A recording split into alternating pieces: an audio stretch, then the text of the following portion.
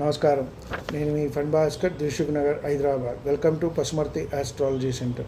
Please do subscribe my channel for more videos. Video నచ్చినట్టయితే like చేయండి, మీ బంధుమిత్రులు శ్రేయోభిలాషులకి కూడా షేర్ చేయండి. లైక్ చేయండి. ఇంతవరకు ఛానల్ సబ్స్క్రైబ్ చేసుకోకపోతే సబ్స్క్రైబ్ చేసుకోండి. ఈ వీడియోలో వ్యయ చంద్రుడు, ఇందాక చెప్పినట్టు మనం షష్ఠ అష్టమ వ్యయ స్థానాల్లో ఏ గ్రహం ఉన్నా కూడా ఇబ్బంది పెడుతూ ఉంటుంది. కొంత వాటికి వచ్చిన ఆధిపత్యాలు లగ్నాత్తు మారుతూ ఉంటాయి అంతే.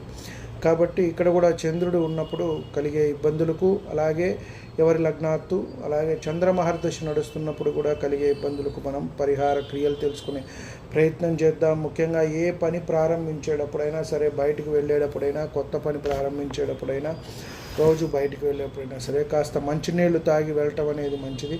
బంగారు నగలు ధరించటం అనేది మంచిది. వారి వారి శక్తి అనుసారం ఉంగరమ, గొలుస ఏదైనా సరే ధరించటం అనేది మంచిది.